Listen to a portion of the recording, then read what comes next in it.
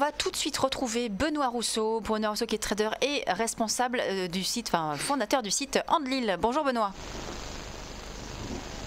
Alors Benoît, est-ce que vous pouvez mettre votre micro d'oreillette devant vous s'il vous plaît, qu'on vous entende bien.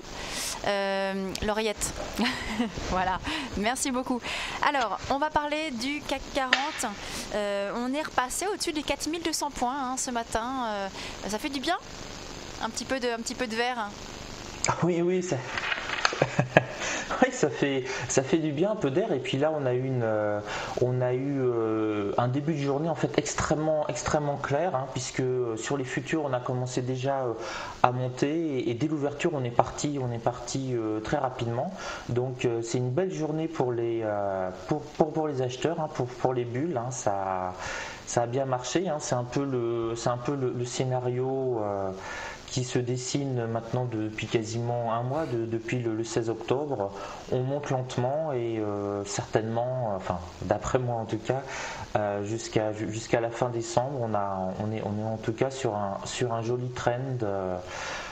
Que ce soit les indices américains qui ne lâchent rien du tout, le Japon qui finit encore assez fort cette nuit, ouais. Et puis là on repart donc tranquille, 4250, on n'a même pas, on va peut-être avoir une petite résistance, mais en tout cas pour voir si on la franchit, et si on passe les 4250 et les 9400 points sur le DAX 30, on risque d'avoir une bonne info à 11h avec l'indice ZOO.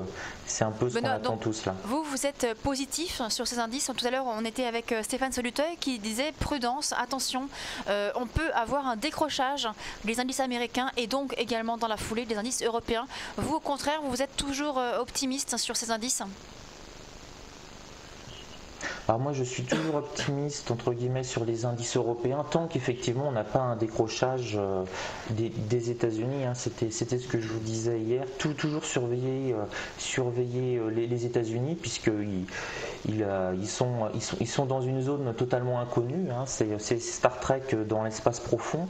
On est sur des niveaux records. On n'a pas vraiment de plafond.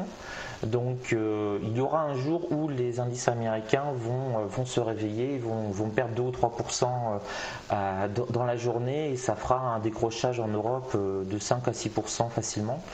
Donc en attendant ce jour-là, j'ai toujours mon trend régulier à l'achat, ça monte tranquillement. Donc si on fait du swing, bien penser à mettre des stops.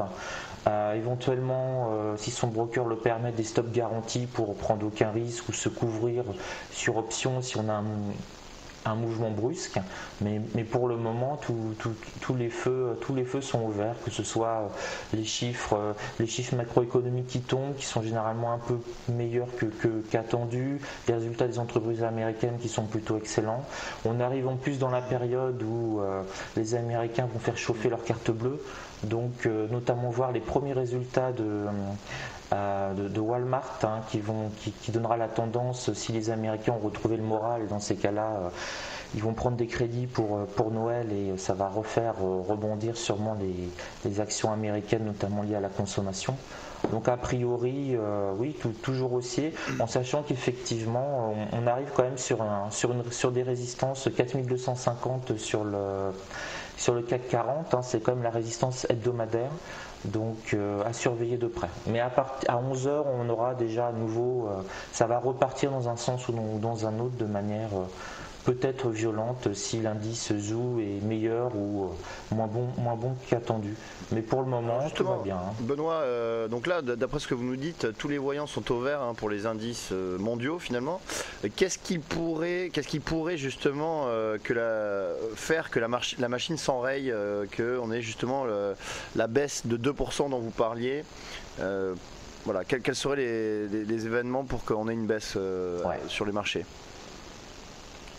C'est l'événement déclencheur. Alors ça, c'est vraiment la question parfaite. Qu'est-ce qui peut faire retourner les marchés? Alors ça peut être atteindre un niveau symbolique, mais on a commencé à dépasser le niveau symbolique. Beaucoup de gens pensaient à 17 000 sur le Dow Jones, 17 500, on continue à monter, on a les 18 000. Là, on est en fait dans une phase où le marché monte, j'allais dire, quasiment tout seul. J'observe surtout les indices américains à partir le soir, et on voit vraiment à partir de 21h qu'on a vraiment les algorithmes qui se mettent en route, et si on a une petite baisse du Dow Jones, on se met à partir de 21h, 21h30, ça se déclenche, on remonte systématiquement pour finir quasiment flat. Alors j'ai déjà vu ça il y a quelques années, c'était à l'époque de George Bush père, où le Dow Jones et tous les indices américains étaient remontés systématiquement à partir de 21h30. Ça a duré à peu près 6 mois, c'était une période assez géniale. Si les indices américains étaient dans le rouge, à 21h30, on prenait son ticket à l'achat et ça remontait systématiquement pendant la dernière demi-heure. Ça a duré que 6 mois, hélas, et donc là, on se retrouve un petit peu sur ce type de marché où en fait ça monte. Alors qu'est-ce qui pourrait créer une baisse? Un gros événement géopolitique. Vladimir Poutine, pas content, fait traverser 3 divisions blindées en Ukraine et annexe 50% de l'Ukraine. Alors là, oui, on peut avoir d'excellents résultats de vente de Microsoft.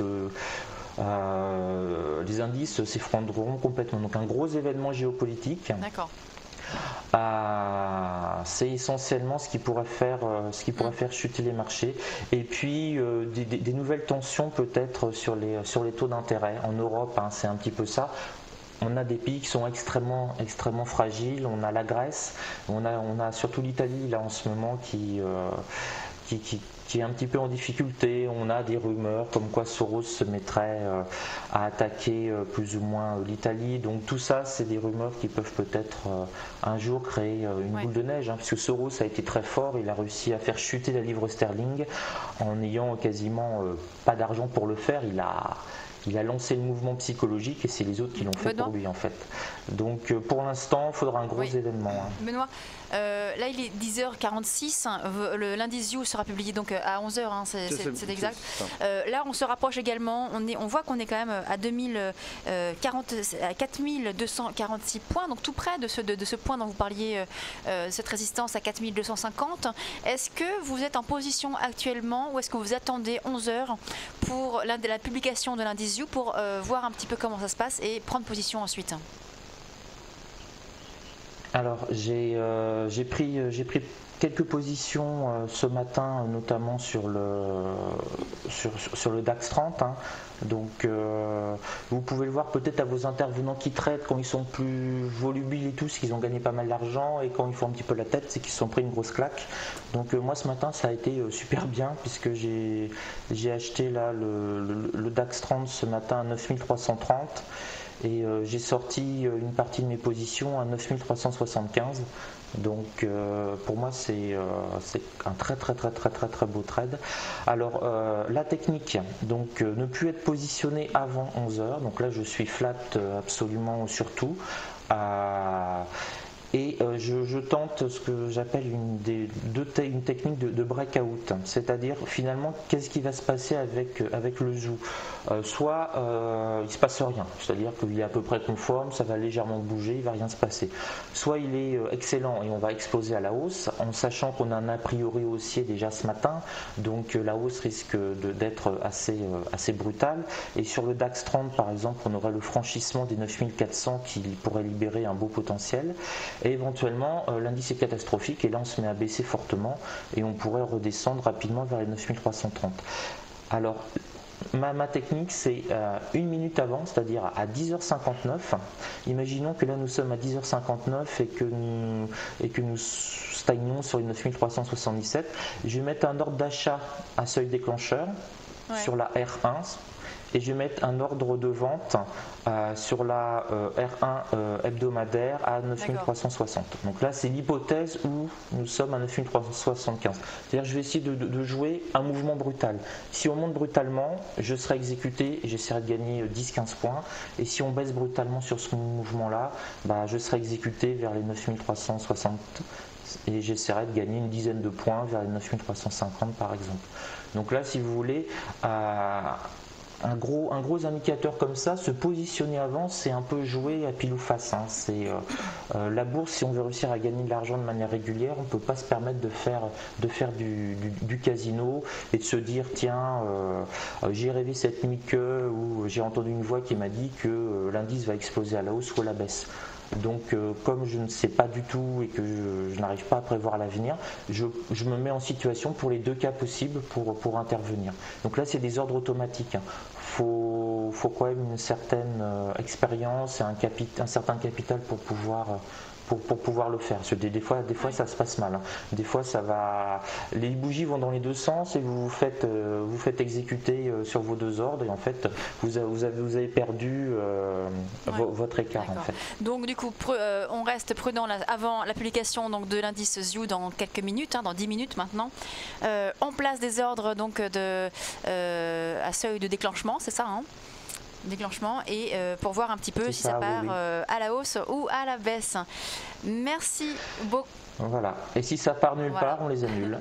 Merci beaucoup Benoît Rousseau donc dans Lille pour ces conseils. On vous retrouvera dès demain pour un nouveau point sur les indices européens. Très bonne journée. On va marquer une courte pause. On se retrouve dans quelques instants sur Direct Investisseur.